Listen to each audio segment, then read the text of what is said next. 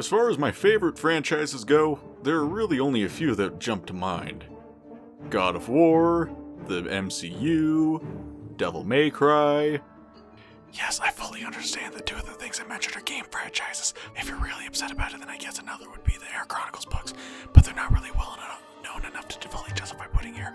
Also, please go read these books as the first three are the actual best.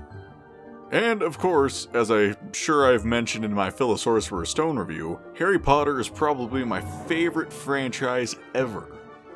I've read the books countless times, I've watched the movies even more. Hell, right now I'm not only going through all the audiobooks, but I'm watching the movies with my dad, and I just started doing the same with my girlfriend. At the same time. Do I have an obsession? Of course I do, and I'm okay with that. I'm actually a Ravenclaw, and I'm proud of it. Actually, according to my Pottermore, I'm a Gryffindor, but I'd answered everything on that account so long ago, I had made a different one where I got Ravenclaw a little bit more recently. Where was I going with this? Oh yeah, games. As I probably mentioned in that review, I played through the Game Boy Color version of the Sorcerer's Stone game countless times, just repeating New Game Plus forever. And honestly, I didn't really have a whole lot of Harry Potter games growing up. But one I did have before I got my PS3 and sold a bunch of my GameCube games was Harry Potter and the Prisoner of Azkaban. This game got a lot of playtime. As I mentioned, I don't have my original copy anymore, so for this video I am going to be playing the PS2 version. Speaking of, let's get into it. This time on That Game Review Show, I'm your host, James, and this time we're going to be taking a look at maybe my favorite Harry Potter game ever, Harry Potter and the Prisoner of Azkaban, for the PlayStation 2. I already talked a little bit about my history with the games in the series, but Prisoner of Azkaban specifically holds some nostalgia for me. This book was the first Harry Potter book I had ever read. While I had wanted to read the first books, my sister convinced me to skip the first two and just read the third because it's more exciting. And yeah, she was right. Young me appreciates that she did that, but older me would never have done that. I loved all the world building that Rowling puts into the first books, which start to come into fruition a little bit come the third book, but that's really a non-issue now, of course. But yeah, this is a very special Harry Potter story to me. I don't know if I could consider it my overall favorite. I'm a really big fan of Order of the Phoenix, but I do love it. If it wasn't abundantly obvious, I hold a lot of nostalgia for this game, so take everything I say with a grain of salt. Starting up the game, we see EA Games. Challenge everything. And god, that's such a nostalgic screen. Upon restarting this game for this video, I heard it for the first time in years, and it gave me a huge chill. Yeah, I get nostalgia from the splash screen, so what? Starting off, the whole crew is already on the Hogwarts Express, completely ignoring the intro of Harry blowing up his aunt, and the entirety of his time in Diagon Alley. Sure, this isn't a huge deal, seeing as Diagon Alley is portrayed in the second game, Chamber of Secrets, on the console version anyways. Sure, I should have reviewed that one, seeing as I did the first game, but this isn't your channel. Besides, I started recording footage for Chamber of Secrets on the Game Boy Color, so I want to wait and review that one. We see the crew discussing Sirius Black, a mass murderer who killed 12 people with one curse, who had recently escaped from Azkaban, the wizard prison. But wacky antics ensued, with Hermione's new cat, Crookshanks, attacking Ron's rat Scabbers. Harry offers to go catch Scabbers with Ron, and on the way the duo is confronted by Draco Malfoy and his gang. A very lackluster duel ensues, with Harry and Ron being victorious. However, on the way to grab Scabbers, the train is stopped abruptly, and the Dementors of Azkaban board the train, causing Harry to collapse, and Ron has to drag him out. Ron gets to the end of this cabin, and the new Defense Against the Dark Arts teacher, Professor Lupin, tells them off and sends the Dementor away. Harry comes to and Lupin explains what happened. Almost suddenly, Harry and Ron are in Gryffindor Tower, and the two learn Expelliarmus, a defensive spell to deflect attacks. Then the two go and meet with Ron's brothers, Fred and George, who run the shop where you can spend Bertie Bott's every flavored beans. It's a strange currency, but I guess it works as a collectible.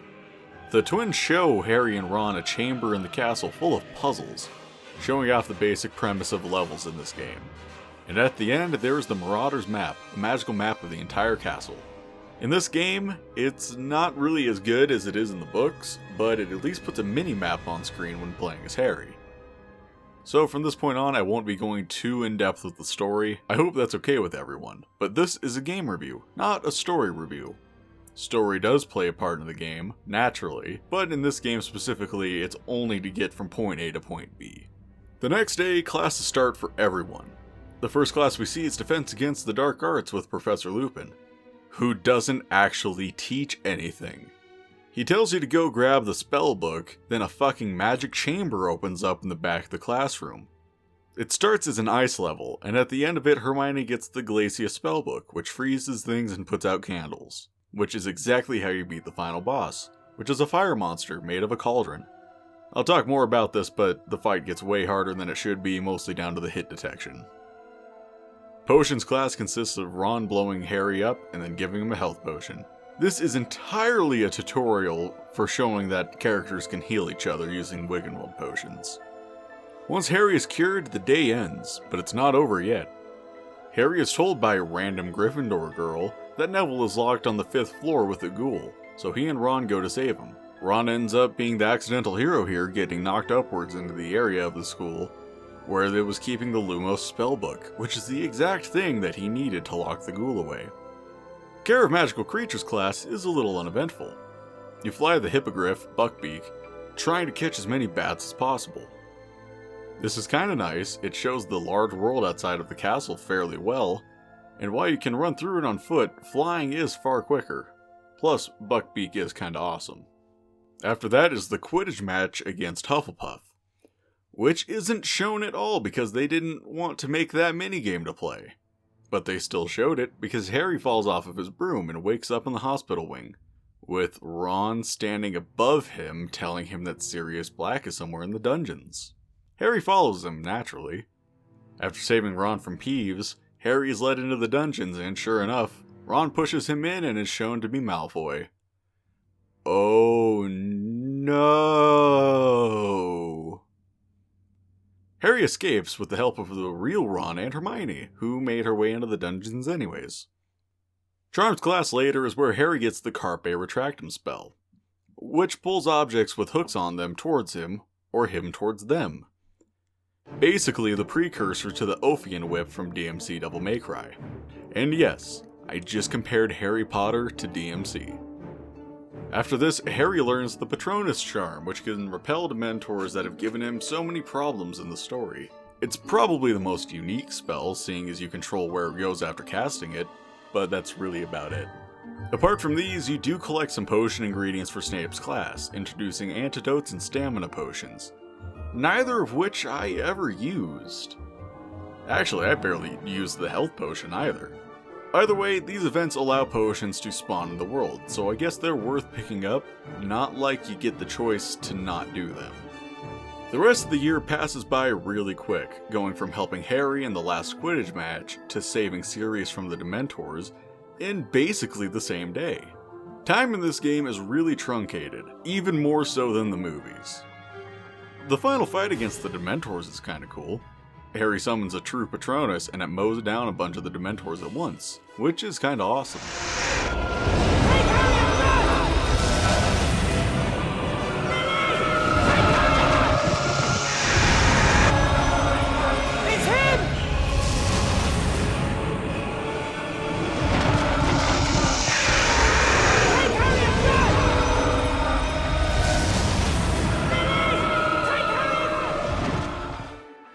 So, the gameplay is a bit of a mixed bag. Actually, if I'm gonna be honest, it's not that great. Character movement is really stiff, with the characters sometimes not moving in the way you even want them to. The lock-on system for the spells has such a short range that the usefulness is really hindered. Not to mention the hitboxes on the spells and enemies can be really shitty, sometimes not even registering that you're hitting enemies. My original idea had been to do the Flame Cauldron boss as an example, but in writing the script I decided to make it something else. Take the Hinky Punks for example. These creepy little ghost dudes. You're supposed to stun them with Lumos, and when they're solid you attack them with Flipendo. When I first got to this point, I was kinda confused and thought maybe I was doing something wrong. Of course I wasn't. The hitboxes in this game just really suck. The castle itself is kinda cool. The grand staircase leaves a little bit to be desired, it just having staircases that move up and down. But I liked that there were some environments to wander around in for the different hallways, even ones that were optional. The outside sections were pretty cool to see. While the frame rate kinda takes a shit out here, flying around with Buckpeak, you can see so much of it. It felt like they really put a lot of effort into fully fleshing out the castle, on the exterior at least. The skybox is surprisingly small. You can see just how close the textures are for things like the Quidditch pitch when you fly past it. The character models look decent. I like how a lot of them are influenced by both the books and the movies. Like how Harry has green eyes like he does in the books, whereas Snape looks straight up like Alan Rickman. I can teach you how to bewitch the mind and ensnare the senses. And in general, the voice acting is acceptable. Really no part of it made me think, oh man, this sounds great. Hermione opening up the chest is the actual best. Like, good job showing enthusiasm here. Great.